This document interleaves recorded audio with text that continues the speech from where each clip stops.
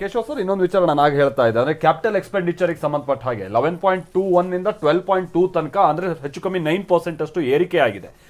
ಇದನ್ನ ನಾವು ಯಾವ ರೀತಿ ರಿಫ್ಲೆಕ್ಟ್ ಆಗುತ್ತೆ ಅಂತ ನೋಡ್ಬೋದು? ಇದನ್ನ 0.9% ಅಷ್ಟು ಹೆಚ್ಚಾಗಿದೆ. ಇಲ್ಲಿ ಏನಂದರೆ ಲಾಸ್ಟ್ ಟೈಮೇ ನಾವು ಲಾಸ್ಟ್ 2 ವರ್ಷದಿಂದನೂ 11.1 lakh crores ಒಂದು ಫ್ಯಾನ್ಸಿ ನಂಬರ್ ಥರ ಇದೆ ಅಂತಲೂ ಮಾತಾಡ್ತಾ ಇದ್ವಿ. ಫಸ್ಟ್ ಟೈಮು 11.11 ಅಂತ ಅನೌನ್ಸ್ ಮಾಡಿದ್ರು ಅರೌಂಡ್ 10 lakh crores ಬಂದಿತ್ತು. ಈಗ ನೀವು ಅಷ್ಟು ಇನ್ವೆಸ್ಟ್ ಮಾಡಿದಾಗ ಏನಾಗುತ್ತೆ, ಇದರಿಂದ ಇದ್ರದ್ದು ಇಂಪ್ಯಾಕ್ಟ್ ನೋಡಿ, ಆರ್ಥಿಕತೆ ಇದೆಲ್ಲ ಈ ಟ್ಯಾರಿಫ್ ಇತ್ತು, ಇದರ ಪ್ರಾಬ್ಲಮ್ ಇತ್ತು, ಜಾಗತಿಕ ಅನ್ಸರ್ಟನಿಟಿ ಇತ್ತು, ಎಲ್ಲರದು ಒಂದೇ ಸರಿ ನಮ್ಮ ಮೇಲೆ ಬಿದ್ದಂಗೆ ಆಡ್ತಾ ಇದ್ರು. ಬಟ್ ಇವೆಲ್ಲವನ್ನು ತಡೆದು ಭಾರತದ ಆರ್ಥಿಕತೆ ಚಿಗುರು ನಿಂತ್ಕೊಂಡಿದ್ದಕ್ಕೆ ಸಾಧ್ಯ ಆಗಿದ್ದು ಈ ಕ್ಯಾಪೆಕ್ಸ್ ಇನ್ವೆಸ್ಟ್ಮೆಂಟಿಂದ. ನೋಡಿ, ಕ್ಯಾಪೆಕ್ಸಿಂದ ಏನಾಗುತ್ತೆ ಅಂತಂದರೆ, ಯಾವಾಗ ಸಾಲ ಮಾಡ್ತಾರೆ, ಅನೇಕ ಸರ್ಕಾರಗಳು ಸಾಲ ಮಾಡುತ್ತೆ, ಅದರಲ್ಲಿ ಎಷ್ಟು ನೀವು ಆ ಸಾಲವನ್ನು ಮೂಲಸೌಕರ್ಯಗಳಿಗೆ ಬಳಸಲಿಕ್ಕೆ, ಅದನ್ನು ಇಂಪ್ರೂವ್ ಮಾಡಲಿಕ್ಕೆ ಉಪಯೋಗಿಸ್ತೀರಾ ಅನ್ನೋದ್ರ ಮೇಲೆ ಒಂದು ಆಯವ್ಯಯವನ್ನು ನೀವು ಹೇಳ್ಬೋದು. ಇವ್ರು ಸಾಲ ಮಾಡಿ ಸರಿ ಇದೆಯಾ ಇಲ್ವಾ ಅಂತ ಹೇಳ್ಬೋದು. ಇಲ್ಲಿ ಸಾಲ ಮಾಡ್ತಿರೋದು ಎಲ್ಲವನ್ನೂ ನೀವು ಕ್ಯಾಪಿಟಲ್ ಎಕ್ಸ್ಪೆಂಡಿಚರ್ಗೆ, ಅದರಲ್ಲಿ ಬಹುತೇಕ ಲಾಸ್ಟ್ ಟೈಮ್ 76% ಇತ್ತು, ಈ ಸರಿ ಕ್ಯಾಲ್ಕುಲೇಟ್ ಮಾಡಬೇಕು ನಾನು, ಹೆಚ್ಚು ಕಮ್ಮಿ ಅಷ್ಟಕ್ಕೆ ಅಥವಾ ಇದಕ್ಕಿಂತ ಸ್ವಲ್ಪ ಜಾಸ್ತಿನೇ ಬರ್ಬೋದು. ಅಷ್ಟು ಸಾಲ ಮಾಡಿದ್ನ ಒಂದು 78% ನಾನು ಕ್ಯಾಪೆಕ್ಸ್ ಮೇಲೆ ಹಾಕಿದ್ರೆ, ಅಂದರೆ ಇನ್ಫ್ರಾಸ್ಟ್ರಕ್ಚರ್ ಬಿಲ್ಡ್ ಮಾಡ್ತೀರಾ, ರೋಡ್ ಬಿಲ್ಡ್ ಮಾಡ್ತೀರಾ, ಬ್ರಿಡ್ಜ್ ಬಿಲ್ಡ್ ಮಾಡ್ತೀರಾ, ನಿಮ್ಮ ರೈಲ್ವೆ ಲೈನ್ಗಳು ಹೊಸ ರೈಲ್ವೆ ಲೈನ್ಗಳನ್ನ ಹಾಕ್ತೀರಾ, ಎಲೆಕ್ಟ್ರಿಫೈ ಮಾಡ್ತೀರಾ, ಮೌಂಟೇನ್ ಇದನ್ನು ಹೇಳ್ತಾ ಇದ್ದಾರೆ. ಸೊ ಇವೆಲ್ಲವನ್ನು ಮಾಡಿದ್ರೆ ಏನಾಗುತ್ತೆ, ಈಸ್ ಆಫ್ ಲಿವಿಂಗ್ ಚೆನ್ನಾಗುತ್ತೆ. ಈಸ್ ಆಫ್ ಲಿವಿಂಗ್ ಚೆನ್ನಾಗೋದ್ರ ಜೊತೆಗೆ ಎಂಪ್ಲಾಯ್ಮೆಂಟ್ ಸಿಗುತ್ತೆ ನನಗೆ, ನನ್ನ ಕೆಲಸ ಮಾಡಿ. ಯಾಕೆಂದರೆ ಇದು ಇನ್ಫ್ರಾಸ್ಟ್ರಕ್ಚರ್ ಅಂದರೆ ಏನು, ಆ್ಯಕ್ಚುಲಿ ಇಲ್ಲಿ ಲೇಬರ್ ಇಂಟೆನ್ಸಿವ್ ಇರುತ್ತೆ, ಜಾಸ್ತಿ ಇರುತ್ತೆ ಲೇಬರ್ ಇಂಟೆನ್ಸಿವ್. ಕ್ಯಾಪಿಟಲ್ ಅಫ್ಕೋರ್ಸ್ ಬಳಸ್ತೀವಿ, ಆದರೆ ಲೇಬರ್ ಇಂಟೆನ್ಸಿವ್ ಅಂದಾಗ ನಿಮ್ಗೆ ಎಂಪ್ಲಾಯ್ಮೆಂಟ್ ಜಾಸ್ತಿ ಸಿಗ್ತಾ ಇರುತ್ತೆ, ಜನಕ್ಕೆ ಒಂದು ಆದಾಯ ಹೆಚ್ಚಾಗುತ್ತೆ. ಜನಕ್ಕೆ ಆದಾಯ ಹೆಚ್ಚಾದರೆ ಮತ್ತೆ ಮಾರ್ಕೆಟ್ಗೆ ಹಾಕ್ತಾರೆ, ಇನ್ನೇನೋ ಅದನ್ನೆಲ್ಲ ಇದು ಮಾಡೋದು, ಸೊ ಮಾರುಕಟ್ಟೆಗೆ ಹಾಕ್ತಾರೆ. ಸೊ ಹಂಗಾಗಿ over all production process improve ಆಗ್ತಾ ಇರುತ್ತೆ. ಸೊ ಹಾಗಾಗಿ ಕ್ಯಾಪಿಟಲ್ ಎಕ್ಸ್ಪೆಂಡಿಚರ್ ದೃಷ್ಟಿಯಿಂದ ಒಂದು ನಾವಿಲ್ಲಿ ಗಮನಿಸಿದ್ರೆ, ಇವರು ತುಂಬ ಚೆನ್ನಾಗಿ ಫಿಸ್ಕಲ್ ಮ್ಯಾನೇಜ್ಮೆಂಟನ್ನು ಮಾಡಿರೋವಂಥದ್ದನ್ನು, ಡೆಟ್ ಕಾನ್ಸಾಲಿಡೇಷನ್ ಇವಾಗ ಮಾಡಿರೋದು ಬರೀ 4.3% ಅದು GDPಗೆ ಮಾಡ್ಕೋಬೇಕು ಅನ್ನೋಂಥದ್ದನ್ನೆಲ್ಲ ಮಾಡ್ತಾ ಇದ್ದಾರೆ, ಪ್ಲಾನ್ ಮಾಡ್ತಾ ಇದ್ದಾರೆ. ಆಮೇಲೆ ಕ್ಯಾಪೆಕ್ಸ್ ಅಲ್ಲಿ ಕೂಡ ಗಮನಿಸಿದ್ರೆ ನೀವು ನಾನ್ ಡೆಟ್ ರೆಸಿಪ್ಟ್ಸ್ ಏನಿದೆ ಅದು 28.7 ಲಕ್ಷ ಕೋಟಿ ಇದೆ, ಆಯ್ತಾ. ಅದರಲ್ಲಿ ನೀವು ಮತ್ತೆ ಸೆಕ್ಯೂರಿಟೀಸ್ಗೆ ನೀವು ನೋಡಿದ್ರೆ, ಈಗ ಈ ಗ್ರಾಸ್ ಬಾರೋಯಿಂಗ್ಸ್ ಏನಿದೆ, ಮತ್ತೆ ಇನ್ನೊಂದು ವಿಚಾರ ಹೇಳಬೇಕು, ರಾಜ್ಯಗಳಿಗೆ ಗ್ರಾಂಟ್ಸು ಕೊಡ್ತಾ ಇದ್ದಾರೆ.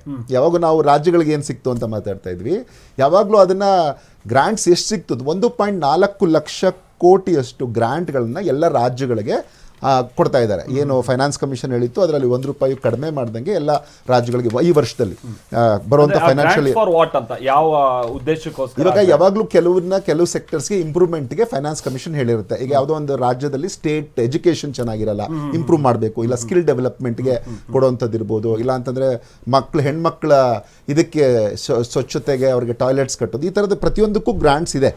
ಆ ಗ್ರಾಂಟ್ಸ್ ಓವರ್ ಆಲ್ ಎಲ್ಲ ಸ್ಟೇಟ್ಗಳಿಗೆ ಯಾವ್ಯಾವ ಸ್ಟೇಟಲ್ಲಿ ಏನೇನು ಅಗತ್ಯ ಇದೆ ಅಂತ ಅವ್ರು ಕೇಳ್ಕೊಂಡಿರ್ತಾರೆ. ಸೊ ಅದು ಒಟ್ಟಾರೆಯಾಗಿ 1.4 ಲಕ್ಷ ಕೋಟಿ ಎಲ್ಲ ರಾಜ್ಯಗಳಿಗೂ ಸೇರಿ ಅದನ್ನ ಕೊಡ್ತಾ ಇರುವಂಥದ್ದು ಇದೆಯಲ್ಲ. ಇವೆಲ್ಲವೂ ನಿಮಗೆ ಖಂಡಿತ ಒಂದ್ ಕಡೆ ಫಿಸ್ಕಲ್ ಕನ್ಸಾಲಿಡೇಷನ್ ಆಗ್ತಾ ಇದೆ. ಯಾಕಂದ್ರೆ ಹೇಳೋದು ಸುಲಭ, ನಾವು ಇದು ಕೋವಿಡ್ ಆದ ನಂತರ ನಮ್ಮಲ್ಲಿ ಇದ್ದಂಥ 9% ವರೆಗೂ ನಮ್ದು ಇದಿತ್ತು, ಡೆಫಿಸಿಟ್ ಇತ್ತು, ಫಿಸ್ಕಲ್ ಡೆಫಿಸಿಟ್ ಇತ್ತು. ಅದನ್ನ ನಾವಿಲ್ಲ 4.3 ತರ್ತೀವಿ ಅಂತ ಹೇಳಿದ್ರು, ದೇ ಹ್ಯಾವ್ ಡನ್ ಇಟ್. ಬರೀ ಇದು ಅರ್ಥಮೆಟಿಕಲ್ ಸೇರಿಸ್ಕೋಬಹುದು, ಇದನ್ನ ಜಾಸ್ತಿ ಮಾಡಿ ಅದನ್ನ ಕಮ್ಮಿ ಮಾಡಿ, ಆ ಥರ ನಿಮ್ಗೆ ಕಾಣಿಸ್ತಾ ಇಲ್ಲ. ಆ ಥರ ಕಂಡಿದ್ದಿದ್ರೆ ನಮಗೆ ಬಹುಶಃ ಡೆಟ್ಸ್ ತುಂಬ ಜಾಸ್ತಿ ಆಗಿರಬೇಕಾಗಿತ್ತು. ಯಾಕಂದರೆ ನಾವು ಯಾವಾಗಲೂ ಹೇಳ್ತಾ ಇದೀವಿ, ಎಲ್ಲರೂ ಸಾಲ ಮಾಡ್ತಾರೆ, ಎಲ್ಲ ಬಂದವರೆಲ್ಲ ಅಷ್ಟು ಸಾಲ ಮಾಡೋಗ್ತಾರೆ, ಮುಂದೆ ಅದು ಯಾರು ಹೊರೆ, ನಮ್ಮ ಮೇಲೆ ಹೊರೆ ಬೀಳುತ್ತೆ ಅಂತ.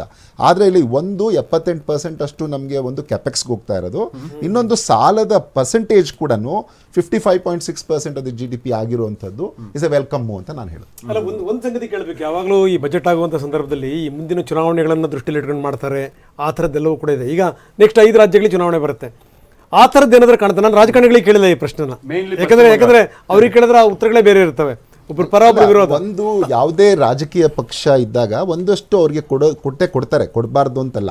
ಆದರೆ ಈ ಸರಿ ನೀವು ಫೈನ್ ಪ್ರಿಂಟ್ ನೋಡಿದಾಗ ನನಗೆ ಗೊತ್ತಾಗುತ್ತೆ ಆ ರಾಜ್ಯಗಳಿಗೆ ಏನು ಕೊಟ್ಟಿದ್ದಾರೆ ಅಂತ. ಇವಾಗ ನನಗೆ ಅದು ಕರೆಕ್ಟಾಗಿ ಇನ್ನೂ ಡೀಟೇಲ್ಸ್ ಇಲ್ಲ. ಬಟ್ ಒಂದನ್ನು ನಾನೇನು ಹೇಳೋದಿಲ್ಲ ಅಂತಂದರೆ, ಆ ರಾಜ್ಯಗಳದ್ದು ಕಾಣುವಾಗ ಅದರ ಜೊತೆಗೆ ನಾರ್ತ್ ಈಸ್ಟ್ ಕಾಣಿಸ್ತಾ ಇದೆ, ಕರ್ನಾಟಕನೂ ನಿಮಗೆ ಕಾಣಿಸ್ತಾ ಇದೆ, ಸೌತ್ ಇಂಡಿಯನ್ ಅನೇಕ ಸ್ಟೇಟ್ಸ್ಗಳು ಕಾಣಿಸ್ತಾ ಇದೆ. ಸೊ ಹಂಗಾಗಿ ಮೇಲ್ನೋಟಕ್ಕೆ ಅಂದರೆ ಇನ್ನು ಏನು ನಮ್ಗೆ ಅನೌನ್ಸ್ ಮಾಡಿದ್ದಾರೆ ಅದ್ರ ಪ್ರಕಾರ ಎಲ್ಲವನ್ನ ಇನ್ಕ್ಲೂಸಿವ್ ಆಗಿ ಬಳಸಿರುವಂಥದ್ದು ನನಗೆ ಕ್ಲಿಯರ್ ಆಗಿ ಕಾಣಿಸ್ತಾ ಇದೆ. ಈ ವಿಶ್ವ ಆರ್ಥಿಕತೆಯೇ ಅಲುಗಾಡ್ತಿರುವಂಥ ಸಂದರ್ಭದಲ್ಲಿ ಭಾರತದ ಆರ್ಥಿಕತೆಯನ್ನು ನಿಲ್ಲಿಸಲಿಕ್ಕೆ ಇವರು ತೆಗೆದುಕೊಂಡಿರುವಂಥ ಕ್ರಮಗಳು 1, 2, 3 ಈಗ ಒಂದು ಪೂರ್ ಅಂಡರ್ ಪ್ರಿವಿಲೇಜ್ ಡಿಸ್ಅಡ್ವಾಂಟೇಜ್ ಯುವ ಶಕ್ತಿ ಅಂತ, ಯಾಕಂದರೆ ನಮ್ಮ ಭಾರತ ಇವಾಗ ಡೆಮೋಗ್ರಫಿಕ್ ಡಿವಿಡೆಂಡ್ ಜನಸಂಖ್ಯಾ ಲಾಭಾಂಶವನ್ನು ಇದು ಮಾಡ್ತಾ ಇದೆ. ಅದಕ್ಕಾಗಿ ಇವರು ಮಾಡಿರುವಂಥದ್ದನ್ನು ಏನು ಮಾಡಿದ್ದಾರೆ, ಕ್ಲಿಯರ್ ಕಟ್ ಆಗಿ ಯುವ ಶಕ್ತಿಯಲ್ಲಿ ಯಾರನ್ನ ಇನ್ಕ್ಲೂಸಿವ್ ಮಾಡಬೇಕು ಅನ್ನುವಂಥದ್ದನ್ನು ಕ್ಲಾರಿಟಿಯನ್ನು ಕೊಟ್ಕೊಂಡು ಬರ್ತಾ ಇದ್ದಾರೆ. ಈವನ್ ಎಜುಕೇಷನ್ ವಿಚಾರಕ್ಕೆ ಬಂದಾಗ ಸರ್ವೀಸಸ್ಗೆ ಯಾವ ಥರ ಸರ್ವೀಸಸ್ಗೆ ಒಂದು ಕಮಿಟಿ ಒಂದು ಮಾಡಿ ಅದರಿಂದ ಹೆಂಗೆ ಅದನ್ನು ಇಂಪ್ರೂವ್ ಮಾಡ್ಬೋದು ಇಂಡಸ್ಟ್ರೀಸ್ಗೆ ಎಜುಕೇಷನನ್ನು ಡೈರೆಕ್ಟಾಗಿ ಲಿಂಕ್ ಮಾಡಲಿಕ್ಕೆ ಅಂತ ಮಾಡ್ತಾ ಇದ್ದಾರೆ. ಆಮೇಲೆ ಮಹಿಳೆಯರದು ನಾನು ಆವಾಗಲೇ ಒಮ್ಮೆ ಹೇಳಿದೆ, ಪ್ರತಿ ಜಿಲ್ಲೆಗೊಂದು ಹಾಸ್ಟೆಲ್ ಕಟ್ಟುವಂಥದ್ದು. ನಾವು ಇಲ್ಲಿವರೆಗೂ ಅದನ್ನು ಸೆಂಟ್ರಲ್ ಲೆವೆಲಿಂದ ಎಲ್ಲ ರಾಜ್ಯ ಸರ್ಕಾರಗಳು ಹಾಸ್ಟೆಲ್ ಕಟ್ಟೋದು ಎಲ್ಲ ಇತ್ತು, ಆದರೆ ಕೇಂದ್ರ ಸರ್ಕಾರನೇ ಇಲ್ಲ, ನಾನು ಇಡೀ ನಮ್ಮ ರಾಷ್ಟ್ರಾದ್ಯಂತ ಎಲ್ಲ ಜಿಲ್ಲೆಗಳಿಗೂ ಅನ್ನೋದು ಹಾಸ್ಟೆಲ್ ಕೊಡ್ತೀನಿ ಅನ್ನುವಂಥದ್ದು ಇದೆಯಲ್ಲ, that it self is showing ಅದು ಒಂದು ಇನ್ಕ್ಲೂಸಿವಿಟಿ ಅದರಲ್ಲಿ ಇದೆ ಅನ್ನುವಂಥದ್ದನ್ನು ನಮಗೆ ಕ್ಲಿಯರಾಗಿ ಕಾಣಿಸ್ತಾ ಇದೆ. ಆಮೇಲೆ ಇನ್ನು ಅನುಸಂಧಾನ್ ರಿಸರ್ಚ್ ಫಂಡನ್ನು ಹೆಚ್ಚು ಮಾಡಿರುವಂಥದ್ದು. ಆಮೇಲೆ ಈ ಡೆಡಿಕೇಟೆಡ್ ಅವಾಗಲೇ ಮಾತಾಡಿದ್ವಿ ನಾವು, ಅದು ರೇರ್ ಅರ್ತ್ ಮಿನರಲ್ಸ್ಗೆ ನಾವು ಯಾವಾಗಲೂ ಇವಾಗ ಚೈನಾದಲ್ಲಿ ಮಾನೋಪಲಿ ಇತ್ತು, ಅದನ್ನು ಇಲ್ಲಿ ಮಾಡಿದ್ದು ಒಡಿಶಾ, ಕೇರಳ, ಆಂಧ್ರ ಪ್ರದೇಶ್ ಮತ್ತು ತಮಿಳ್ನಾಡಿಗೆ ಒಂದು ನಾವು ಪ್ರಿಫರೆನ್ಸ್ ಕೊಟ್ಟು ಆ ಸ್ಟೇಟ್ಸಲ್ಲಿ ಇದ್ದಿದ್ದರಿಂದ ಅವುಗಳನ್ನ ಬಳಸ್ಕೊಳ್ಳೋಕ್ಕೆ ಮಾಡ್ಕೊಂಡಿರುವಂಥದ್ದು. ಆಮೇಲೆ ಈ 5 ರೀಜ್ನಲ್ ಮೆಡಿಕಲ್ ಕಾಲೇಜಸ್ನ ಹಬ್ಸ್ನ ಮಾಡುವಂಥದ್ದು, ಮೆಡಿಕಲ್ ಹಬ್ನ ಮಾಡುವಂಥದ್ದನ್ನು ಕೆಲಸ ಮಾಡ್ತಾ ಇದ್ದಾರೆ. ಅದರಲ್ಲಿ ಏಮ್ಸ್ ಥರ 3 ಆಯುರ್ವೇದಿಕ್ ಹಾಸ್ಪಿಟಲ್ಸ್ ಬರ್ತಾ ಇದೆ. ಆಮೇಲೆ 1.5 ಲಕ್ಷ ಜನ ಇದನ್ನು ನಮಗೆ ಕೇರ್ ಗೀವರ್ಸ್ ಅಂತ ಅದು ಬರ್ತಾ ಇದೆಯಲ್ಲ, 15 ಕೋಟಿ ಜನಕ್ಕೆ ಬರ್ತಾ ಇದೆ ಅದು. So that is also good. ಮತ್ತೆ ಮೆಡಿಕಲ್ ಟೂರಿಸಂ ಹೆಚ್ಚು. ಸಾರಿ, ಕೇರ್ ಗಿವರ್ಸ್ ಯಾರು ಸರ್? ಇಲ್ಲ ಅಂದ್ರೆ ಅವ್ರನ್ನ ಅಪಾಯಿಂಟ್ ಮಾಡ್ಕೊಳ್ತಾರಾ? ಅವ್ರಿಗೆ ಟ್ರೈನ್ ಮಾಡ್ತಾರೆ. ಈಗ ಏನಾಗುತ್ತೆ, ಈಗ ವಯಸ್ಸಾದ್ಮೇಲೆ ಅನೇಕ ಕಾಯಿಲೆಗಳಿರುತ್ತೆ, ಅವರನ್ನ ನೋಡ್ಕೊಳ್ಳಿಕ್ಕೆ ಈಗ ಏನಾಗಿದೆ, ನಾವು ಬರೀ ಯುವ ಶಕ್ತಿ ಕಡೆಗೆ ಎಲ್ಲ ಬಜೆಟಲ್ಲಿ ಗಮನ ಕೊಡ್ತೀವಿ. ಯಾಕಂದ್ರೆ ಭಾರತದ ಇವತ್ತು ಆವರೇಜ್ ಏಜ್ 28.5 ವರ್ಷ. ಸೊ ಹಾಗಾಗಿ ಯುವ ಶಕ್ತಿ ಕೊಡ್ತಾ ಇದೀವಿ. ಆದ್ರೆ 15 ಕೋಟಿ ಜನ ನಮ್ಮಲ್ಲಿ ಎಲ್ಡರ್ಸ್ ಇದ್ದಾರೆ, ವಯಸ್ಸಾದವ್ರು ಇದ್ದಾರೆ. ಅದನ್ನು ಗಮನ ಹರಿಸಿ ಲಾಸ್ಟ್ ಬಜೆಟಲ್ಲಿ ನಿಮಗೆ ಈ ಬೇಸಿಕ್ ಮೆಡಿಸಿನ್ಸ್ ಏನಿತ್ತು ಅವನ್ನೆಲ್ಲ ಕಡಿಮೆ ಮಾಡಿದ್ರು. ಈ ಕ್ಯಾನ್ಸರ್ ಇಂಥವಕ್ಕೆಲ್ಲ ಕಸ್ಟಮ್ಸ್ ಡ್ಯೂಟಿ ಎಲ್ಲ ತೆಗೆದಿದ್ರು, ಅದೆಲ್ಲ ಕಡಿಮೆ ಆಗಿತ್ತು. ಇಲ್ಲಿ ಏನು ಮಾಡಿದ್ದಾರೆ ಅಂತಂದರೆ, ಇವ್ರು ಏನು ಮಾಡ್ತಾರೆ ಬೇಸಿಕಲಿ ಅಂತಂದರೆ, ಒಂದು ಈ ಕ್ರಾನಿಕ್ ಇಲ್ನೆಸ್ ಇರ್ಬೋದು, ಈ ಡಿಸೆಬಿಲಿಟೀಸ್ ಇರ್ಬೋದು, ಇಲ್ಲ ಏಜ್ ರಿಲೇಟೆಡಿಂದ ಏನು ಕಷ್ಟಪಡ್ತಿರ್ತಾರಲ್ಲ ಅಂಥವ್ರಿಗೆ ಇವ್ರಿಗೆ ಟ್ರೈನ್ ಮಾಡ್ತಾರೆ. 1.5 ಲಕ್ಷ ಜನ ಅವ್ರಿಗೆ ಕೇರ್ ಗಿವರ್ಸ್ ಅಂತ. ಅವರು ಅವುಗಳನ್ನು ನೋಡ್ಕೊಂಡು, ಇವು ಸ್ವಲ್ಪ ಎಮೋಷ್ನಲ್ಲು ಇರುತ್ತೆ, ಫಿಸಿಕಲ್ ಪ್ರಾಬ್ಲಮ್ಸು ಇರುತ್ತೆ. ಸೊ ಅಂಥದಕ್ಕೆ ಇವಾಗಲಿಂದಲೇ ನಾವು ಸಜ್ಜಾದ್ರೆ ಒಂದು 2050 ವೇಳೆಗೆ ನಮ್ಮಲ್ಲಿ ಅವ್ರ ಸಂಖ್ಯೆ ಜಾಸ್ತಿ ಆಗುತ್ತೆ. ಸೊ ಇವಾಗಿಂದನೇ 1.5 ಲಕ್ಷ ಟ್ರೈನ್ ಮಾಡ್ತಾ ಹೋದರೆ ಇವಾಗಿಂದ ಆಗುತ್ತೆ, ಮುಂದಕ್ಕೂ ಅನುಕೂಲ ಆಗುತ್ತೆ. ಎಸ್, ರಮೇಶ್ ಅವ್ರ ಜೊತೆಗೆ ಜಾಯ್ನ್ ಆಗಿದ್ದಾರೆ. ರಮೇಶ್, ಹೇಗೆ ನೋಡಿದ್ರಿ ಕೇಂದ್ರ ಬಜೆಟನ್ನು? ತಾವು ಮಾತಾಡ್ತಾ ಒಂದು ವಿಷಯ ಹೇಳಿದ್ರಿ, ರಾಜಕಾರಣಿಗಳೇ ಬೇರೆ ಮಾತಾಡ್ತಾರೆ. ತಪ್ಪಿಲ್ಲ. ನಾನು ಬೇರೆ ವಿಮರ್ಶೆ ಬೇರೆ ಇರುತ್ತೆ ಅಂತೇಳಿ ಈಗಾಗಲೇ ಸಾಕಷ್ಟು ಜನ ಮಾತಾಡಿದ್ರು. ನೀವು ಗುಂಪಿಗೆ ಸೇರದ ಪದ ತಲೆ ಕೆಡಿಸ್ಕೊಬೇಡಿ. ನಾನು ಪಾಸಿಟಿವ್ ಆಗಿ ತಗೋತೀನಿ ಅದರಲ್ಲಿ. ನೀವು ಅದು ವಾಸ್ತವವನ್ನು ಸಹ ತಾವು ಹೇಳಿದ್ದು. ಈಗ ಆರ್ಥಿಕ ತಜ್ಞರು ನೋಡೋವಂಥದ್ದು ಅಂಕಿಅಂಶಗಳ ಮೇಲೆ ಅವರು ಎಕನಾಮಿಕ್ ಗ್ರೋತ್ಗೆ ಸಂಬಂಧಪಟ್ಟಂತೆ ನೋಡ್ತಾರೆ. ನಾವು ರಾಜಕಾರಣಿಗಳು ನೋಡೋವಂಥದ್ದು ಬಜೆಟ್ ಅಂದರೆ ದೇಶದ ಸಾಮಾನ್ಯ ಜನಕ್ಕೆ ಏನು ಅನುಕೂಲ ಆಗಿದೆ, ಗ್ರಾಮೀಣ ಭಾಗಕ್ಕೆ ಏನು ಅನುಕೂಲ ಆಗಿದೆ, ಯಾವ ವರ್ಗಕ್ಕೆ ಏನು ಅನುಕೂಲ ಆಗಿದೆ, ಉದ್ಯೋಗಾವಕಾಶ ಏನಾಗಿದೆ, ಈ ದೃಷ್ಟಿನೆಲ್ಲ ನಾವು ಹೆಚ್ಚು ಒತ್ತು ಕೊಟ್ಟು ನೋಡೋಂಥದ್ದು. ಈಗ ನನಗೆ ಬಹುಶಃ ನಾವೆಲ್ಲರೂ ವಿಮರ್ಶೆಗಿಂತ ನೀವೇ ಚೆನ್ನಾಗಿ ವಿಮರ್ಶೆ ಕೊಟ್ಬಿಟ್ರಿ. ಅಲ್ಲಿ ಭಾರತದ ಇತಿಹಾಸದಲ್ಲಿ ಭಾನುವಾರ ಬಜೆಟ್ ಕೊಡ್ತಾ ಇರ್ತಕ್ಕಂಥದ್ದು ಇದು ಯಾವ ರೀತಿ ಇತಿಹಾಸನೋ ಅದೇ ರೀತಿ ಇಲ್ಲಿವರೆಗೂ ಕೊಟ್ಟಿರ್ತಕ್ಕಂಥ ಬಜೆಟ್ಗಳ ಸಂದರ್ಭದಲ್ಲಿ 2000 ಪಾಯಿಂಟ್ ಬಿದ್ದಿರ್ತಕ್ಕಂಥದ್ದು ಶೇರ್ ಮಾರ್ಕೆಟಲ್ಲೂ ಸಹ ಇತಿಹಾಸ. ಇನ್ನೇನು ಚರ್ಚೆನೇ ಬೇಕಲ್ಲ, ಉತ್ತರ ಸಿಕ್ಬಿಟ್ಟಿದೆ ಅಲ್ಲಿ. ಈ ದೇಶದ ಜನಸಾಮಾನ್ಯರು ಈ ಬಜೆಟ್ ಹೆಂಗಿದೆ ಏನಾಗಿದೆ ಅಂತೇಳಿ ಶೇರ್ ಮಾರ್ಕೆಟ್ ಮುಖಾಂತರ ಕೊಟ್ಟಿದ್ದಾರೆ. ನಾವು ಹಿಂದೆಲ್ಲ ನೋಡಿದ್ದೇವೆ, 200 ಪಾಯಿಂಟು 300 ಪಾಯಿಂಟು 400 ಪಾಯಿಂಟು ವೇರಿಯೇಷನ್ ಆಗಿದೆ. 2000 ಪಾಯಿಂಟ್ ಕುಸ್ತಿರ್ತಕ್ಕಂಥ ರೆಕಾರ್ಡ್ ಏನು ತೋರಿಸ್ತಾ ಇದೆ, ಈ ಬಜೆಟ್ ಹೆಂಗಿದೆ ಅಂತ ತೋರಿಸ್ತಾ ಇದೆ. ಹಾಗಾಗಿ ನೀವು ಲಾಯರ್ ಆಗಿರೋದ್ರಿಂದ ಯಾವ ಪಾಯಿಂಟ್ ಇಟ್ಟಿರಿ ನೋಡಿ, ಅದರ ಆಧಾರದ ಮೇಲೆ ಹೆಂಗಿದೆ ಅಂತ ಕನ್ಸಿಡರ್ ಮಾಡಕ್ಕೆ ಸಾಧ್ಯ. ಹೌದು, ಇದು ಯಾವುದೇ ಪಾರ್ಟಿ ಒಪಿನಿಯನ್ ಅಲ್ಲ ಅದು. ಅವರು ಶೇರ್ ಮಾರ್ಕೆಟಲ್ಲಿ ಇರ್ತಕ್ಕಂಥವ್ರು ಬಜೆಟ್ಗೆ ಇಂಟರ್ ಕನೆಕ್ಟೆಡ್ಡು. ಸೊ ಅವರು share market up and downs ಇದಿರುತ್ತೆ. ಆಗಲೇ ನಾನು ಬರೋದಕ್ಕೆ ಮುಂಚೆ ಯಾರೊಬ್ಬರು ಹೇಳ್ತಾ ಇದ್ರು ಕರಡಿ ಕುಣಿತ ಸೀಮಿತಕ್ಕೆ ಬರ್ಬೋದು ಅಂತೇಳಿ. ತಪ್ಪಿಲ್ಲ, ಬಟ್ ಈಗೇನಾಗಿದೆ ಇಮ್ಮಿಡಿಯೇಟು 200 ಪಾಯಿಂಟ್ 300 ಪಾಯಿಂಟ್ ನಾವು ನೋಡಿದ್ದೀವಿ. ಶೇರ್ ಮಾರ್ಕೆಟಲ್ಲಿ ಯಾವತ್ತೂ ಸಹ ಬಜೆಟ್ ಕೊಟ್ಟಾಗ ವ್ಯತ್ಯಾಸಗಳಾಗಿರೋಂಥದ್ದು ಮತ್ತೆ ಹಳಿಗೆ ಬಂದಿರತಕ್ಕಂಥದ್ದು ನೋಡಿದ್ದೀವಿ.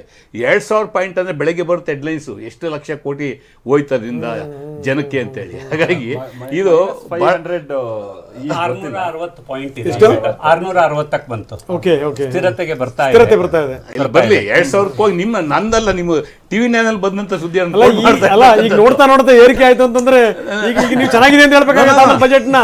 ಈಗ ಪಾಯಿಂಟ್ಗಳು ಕೆಳಗಡೆ ಹೇಳಿದಾಗ ಚೆನ್ನಾಗಿಲ್ಲ ಅಂದಾಗ 100% ಅದು ಇಲ್ಲ ಅಂತಲೇ ಹೇಳ್ಬೇಕು. ಯಾಕೆಂದ್ರೆ ಅವ್ರು ಸಮರ್ಥನೆ ಮಾಡ್ಕೊಳ್ಳಿ, ಅದು ಹಂಗಲ್ಲ. 2,000 ಪಾಯಿಂಟ್ಗೆ ಹೋಗಿ ಮತ್ತೆ 500 ಬಂದಿರೋದು. ನಾನು ಫ್ಲಕ್ಚುಯೇಷನ್ ಒಪ್ಕೋತೀನಿ, ಬಟ್ ಭಾರತದ ಇತಿಹಾಸದಲ್ಲಿ ಬಜೆಟ್ ಕೊಟ್ಟಂತ ಸಂದರ್ಭದಲ್ಲಿ 2,000 ಪಾಯಿಂಟ್ ಬಿದ್ದಿರ್ತಕ್ಕಂಥದ್ದು ಫಸ್ಟ್ ಟೈಮ್. ಎಸ್, ಇದ್ರ ಬಗ್ಗೆ ಮಾತಾಡೋಣ. ಮುಂದೆ ಚುನಾವಣೆ ಇರುವಂತ ರಾಜ್ಯಗಳಿಗೆ ಬಜೆಟ್ ನಲ್ಲಿ ನೋಡಿ ಬಂಪರ್ ಘೋಷಣೆಗಳಿವೆ ಅನ್ನುವಂಥದ್ದು. ತಮಿಳುನಾಡು, ಆಂಧ್ರ ಪ್ರದೇಶ, ಒಡಿಶಾ, ಕೇರಳಕ್ಕೆ ಬಂಪರ್ ಇದೆ ಅಂತ ನೀವು ಹೇಳಿದ್ರೆ, ಅದು ಸೂಕ್ಷ್ಮವಾಗಿ ಹೇಳಿದ್ರಿ, ಸಹಜವಾಗಿ ಇದ್ದೇ ಇರುತ್ತೆ ಅಂತ. ಖನಿಜ ಕಾರಿಡಾರ್ ನಿರ್ಮಾಣ ಆಗ್ತಾ ಇದೆ 4 ರಾಜ್ಯಗಳಲ್ಲಿ. It is very important. Tamil Nadu, Odisha, ಯಾಕಂದ್ರೆ ಒಡಿಶಾದಲ್ಲಂತೂ ವಿಪರೀತ ಪ್ರಮಾಣದಲ್ಲಿ ಖನಿಜಗಳಿವೆ. ಸೊ ಇಂಥ ಸಂದರ್ಭದಲ್ಲಿ ಅತ್ಯಂತ ಸಹಜವಾಗಿಯೇ ಚುನಾವಣೆ ಇರುವಂಥ ರಾಜ್ಯ ಆಂಧ್ರ ಪ್ರದೇಶದಲ್ಲೂ ಕೂಡ ಕಾರಿಡಾರ್ ನಿರ್ಮಾಣವಾಗ್ತಾ ಇದೆ. 4 ರಾಜ್ಯಗಳಿಗೆ ಅರ್ತ್ ಮಿನರಲ್ ಕಾರಿಡಾರ್ ಘೋಷಣೆ ಆಗಿದೆ. ಸೊ ಇದು ಸಂಗತಿ. ಎಸ್ ರಮೇಶ್, ಸೊ ನೀವು ನೋಡಿ ನಿಮ್ಮ ಮಾತಿಗೆ ಪೂರಕ ನಂಗೆ ಬಂತು ಒಂದಿಷ್ಟು, ಅದಕ್ಕೊಂದಿಷ್ಟು ಸೇರ್ಸಕ್ಕೆ. ಇಲ್ಲ ನೋಡಿ, ಬಜೆಟ್ ಅಂತಕ್ಕಂಥದ್ದು ನಾವು ಇಮಿಡಿಯೇಟ್ ರಿಯಾಕ್ಟ್ ಮಾಡೋಂಥದ್ದಲ್ಲ. ಪೂರ್ಣವಾದಂಥ ಮಾಹಿತಿ ಬೇಕು, ಅದನ್ನ ನಾನು ರಿಸೀವ್ ಮಾಡ್ತೀನಿ. ಈಗ ಇಮಿಡಿಯೇಟ್ ಆಗಿ ಎಲ್ಲ ತಪ್ಪು ಅಂತ ಆಗಲಿ, ಎಲ್ಲ ಸರಿ ಅಂತ ಆಗಲಿ, ಎರಡೂ ಹೇಳೋದಕ್ಕೆ ಬರೋದಿಲ್ಲ. But we have to wait, you have to collect full document. ಕೇಂದ್ರದಲ್ಲಿ ಬಿಜೆಪಿ ಸರ್ಕಾರ ಬಂದ ಮೇಲೆ ವಿಶೇಷವಾಗಿ ಬಜೆಟ್ ಅಲ್ಲಿ ಒಂದು ಬದಲಾವಣೆ ಮಾಡ್ತು. ನಾವು ಹಿಂದೆಲ್ಲ ನೋಡ್ತಾ ಇರ್ತಕ್ಕಂಥದ್ದು ರೈಲ್ವೆ ಬಜೆಟ್ ಬೇರೆ, ಆರ್ಥಿಕ ಬಜೆಟ್ ಎರಡು ಕ್ಲಬ್ ಮಾಡೋದು. ಬಟ್ ಬಹಳ ವಿಶೇಷವಾಗಿ ನಿರ್ಮಲಾ ಸೀತಾರಾಮನ್ ಅವರು ನಮ್ಮ ಪಕ್ಕದ ರಾಜ್ಯದವರು, ಅವ್ರ ಬಗ್ಗೆ ಗೌರವ ಇದೆ. ನಮ್ಮ ರಾಜ್ಯದ ರಾಜ್ಯಸಭಾ ಮೆಂಬರು ಅವ್ರು ಏನ್ ಹೇಳಿದ್ರು ಸದನದಲ್ಲಿ ಒಂದ್ಸಲ ಈರುಳ್ಳಿ ಬೆಲೆ ಏರಿಕೆ ಬಗ್ಗೆ, ಏನು ಈರುಳ್ಳಿ ಬೆಲೆ ಏರಿಕೆ ಆಗಿದೆ ತಿನ್ನಲ್ಲ ಅಂತ ಹೇಳಿದ್ರು. ಆ ಮನಸ್ಥಿತಿ ಇಟ್ಕೊಂಡಿರ್ತಕ್ಕಂಥವ್ರನಿಂದ ನಾವು ಕೇಂದ್ರದಲ್ಲಿ ಯಾವತ್ತೂ ಸಹ ಒಳ್ಳೆ ಬಜೆಟ್ ನಿರೀಕ್ಷೆ ಮಾಡೋಕ್ಕೆ ಸಾಧ್ಯ ಇಲ್ಲ. ಮತ್ತೆ ಫಿಸಿಕಲ್ ಡಿಫಿಸಿಟ್ ಬಗ್ಗೆ ಮಾತಾಡ್ತಾ ಇದ್ದಾಗಲೇ ನಮ್ಮ ಕೇಶವ್ ಅವರೆಲ್ಲ ಹೇಳ್ತಾ ಇದ್ರು 4.4 ಅಂತೇಳಿ. ನೋಡಿ, ಫಿಸಿಕಲ್ ಡಿಫಿಸಿಟ್ ಇರ್ತಕ್ಕಂಥದ್ದು 3% ಮೇಲೆ ಹೋಗಂಗೆ ಇಲ್ಲ. ಇವ್ರು ಮಾಡಿರ್ತಕ್ಕಂಥ ಅನಾಚಾರಗಳಿಂದ ಇವತ್ತು ಅದು 4.4 7% ತಕ್ಕ ಹೋಗಿ ವಾಪಸ್ ಬಂದಿದೆ. ಓಕೆ, ಇದ್ರ ಬಗ್ಗೆ ಮಾತಾಡೋಣ. ಏನಂತೀರಿ ಸರ್ ರವಿಕುಮಾರ್ ಜಿ? ರಮೇಶ್ ಅವ್ರ ಮಾತಿಗೆ. ರಮೇಶ್ ಅವರು ಈ ಥರದ್ದು ಹೇಳಲೇಬೇಕು ಅವರು. ಏಕೆಂದರೆ ಅವರು ಈಗ ನಮ್ಮ ಕೇಂದ್ರದ ಲೆಕ್ಕ ತೆಗೆದುಕೊಂಡ್ರೆ ಅವರು ಅಪೋಸಿಷನ್ ಪಾರ್ಟಿನಲ್ಲಿದ್ದಾರೆ. ಏಕೆ ನೀವು ಹೊಗಳ್ಬಿಟ್ರಲ್ಲ ಅಂತ ಹೇಳಿದ್ರೆ ಹೊರಗಡೆ ಹೋದಾಗ ಯಾಕೆ ಹಿಂಗೆ ಹೇಳಿದ್ರಿ ಅಂತ ಕೇಳ್ತಾರೆ ಅವ್ರಿಗೆ. ಆದರೆ ಇದ್ರ ಬಗ್ಗೆ ಪಶ್ಚಿಮ ಬಂಗಾಳಕ್ಕೂ ಕೂಡ ಭರಪೂರ್ ಕೊಡುಗೆಗಳು. ಎಸ್, ಮೋದಿ ಬಿಗ್ ಗಿಫ್ಟ್ ಅನ್ನು ಕೊಟ್ಟಿದ್ದಾರೆ ಪಶ್ಚಿಮ ಬಂಗಾಳಕ್ಕೆ. ಈಗ ಫಾರ್ ಎಕ್ಸಾಂಪಲ್ ಕೇರಳಕ್ಕಾಗಿರ್ಬೋದು, ವೆಸ್ಟ್ ಬೆಂಗಾಲ್ಗಾಗಿರ್ಬೋದು, ಇದಕ್ಕೆ ಒಳ್ಳೆ ಕೊಟ್ಟಿದ್ದಾರೆ ಅಂದ್ರೆ ಅಲ್ಲಿ ಸಾಗಣೆಯ ಕಾರಿಡಾರ್ ಜೊತೆಗೆ ಪರಿಸರ ಸ್ನೇಹಿ ಮತ್ತು ಸರಕು ಸಾಗಣೆ ವಿಚಾರಕ್ಕೆ ಸಂಬಂಧಪಟ್ಟಂಗೆ 5 ವರ್ಷಗಳಲ್ಲಿ 20 ಹೊಸ ರಾಷ್ಟ್ರೀಯ ಜಲಮಾರ್ಗ ಘೋಷಣೆಗಳಾಗಿರುವಂಥದ್ದು. ಒಂದಷ್ಟು ಪಾಯಿಂಟ್ಗಳನ್ನು ಕೊಡ್ತಾ ಇದ್ದೀವಿ ನಾವು. ಪಶ್ಚಿಮ ಬಂಗಾಳಕ್ಕೆ ದೊಡ್ಡ ಕೊಡುಗೆ. Sir please continue. ಈಗ ವೆಸ್ಟ್ ಬೆಂಗಾಲ್ನಲ್ಲಿ ನಮ್ಮ ಸರ್ಕಾರ ಇಲ್ಲ, ಆದರೆ ಬಡತನ ಇದೆ. ನಮ್ಮ ಸರ್ಕಾರ ಇಲ್ಲ, ಬಟ್ ಬಡತನ ಇದೆ. ಎಲೆಕ್ಷನ್ ಇದೆ. ಈಗ ಉದಾಹರಣೆಗೆ ಎಲೆಕ್ಷನ್ ಯಾವಾಗಿರಲ್ಲ, ನೀವು ಒಂದಲ್ಲ ಒಂದು ರಾಜ್ಯ 4-5 ರಾಜ್ಯಗಳು ನೀವು ಯಾವುದೇ ವರ್ಷ ತೆಗೆದುಕೊಂಡ್ರೂ ಎಲೆಕ್ಷನ್ ಇರುತ್ತೆ ಬಜೆಟಲ್ಲಿ. ಸೊ ಹಾಗಾಗಿ ನಾನೇನು ಹೇಳ್ತಾ ಇದ್ದೀನಿ ಅಂತ ಹೇಳಿದ್ರೆ, ಒಂದು ಡೆವಲಪಿಂಗ್ ನೇಷನ್, ಅಭಿವೃದ್ಧಿ ಹೊಂದುತ್ತಾ ಇರ್ತಕ್ಕಂಥ ಭಾರತ ಇವತ್ತು 4ನೇ ಸ್ಥಾನಕ್ಕೆ ಬಂದಿದೆ ಅಂತ ಅಂದರೆ ನಾವು ಇದನ್ನು ಗಣನೆಗೆ ತೆಗೆದುಕೊಳ್ಬೇಕು. ಟೀಕೆ ಮಾಡೋಣ, ನಾವು ಖಂಡಿತ ಮಾಡೋಣ, ಟೀಕೆ ಮಾಡಬೇಕು, ವಿರೋಧ ಪಕ್ಷಗಳು ಇರಬೇಕು ಟೀಕೆ ಮಾಡೋದಕ್ಕೆ. ನಾವು ಅದನ್ನು ಸ್ಪಿರಿಟಲ್ಲಿ ತೆಗೆದುಕೊಳ್ತೇವೆ. ಈಗ ಫಾರ್ ಎಕ್ಸಾಂಪಲ್ 2013-14ರಲ್ಲಿ ನಾನು ಹೇಳ್ತೀನಿ, ನಮ್ಮ ಇನ್ಕಮ್ ಟ್ಯಾಕ್ಸ್ ಪೇಯರ್ಸ್ಗೆ 2 ಲಕ್ಷ ರೂಪಾಯಿ ಲಿಮಿಟ್ ಇತ್ತು 2013-14ರಲ್ಲಿ. ಈಗ ಎಷ್ಟು ಲಕ್ಷ ಲಿಮಿಟ್ ಇದೆ? 12 ಲಕ್ಷ ಇದೆ. ಎಷ್ಟು ಲಕ್ಷ ರೂಪಾಯಿ ಇದು ಮಾಡಿಕೊಟ್ರು? 10 ಲಕ್ಷ ರೂಪಾಯಿ. ಬಹುಶಃ ಅಭಿವೃದ್ಧಿ ಹೊಂದ್ತಾ ಇರ್ತಕ್ಕಂಥ ದೇಶ ಈ ಥರ ಮಾಡ್ತಾ ಇರ್ತಕ್ಕಂಥದ್ದು the rarest of the rare. ಈ ಥರ ದೇಶದಲ್ಲಿ ಈ ಥರದ ಡಿಸಿಷನ್ ತೆಗೆದುಕೊಳ್ಳೋದು ಅಂತ. ಎರಡನೇದು, ಈಗ ನೋಡಿ ಮೀನುಗಾರರಿಗೆ ಬಹುಶಃ ನೀವು ಒಂದು ನೋಡಿದರೆ 500 ಡ್ಯಾಮ್ಗಳನ್ನು ನಿರ್ಮಾಣ ಮಾಡ್ತೀವಿ ಮೀನುಗಾರರಿಗೆ ಹೊತ್ತನ್ನು ಕೊಡೋದಕ್ಕೋಸ್ಕರ. ಮೀನುಗಾರರು ಅಂತ ಹೇಳಿದ್ರೆ ಯಾರು? ಬಡವರೇ ಇದ್ದಾರೆ, ಬಡವರೇ ಅವರು.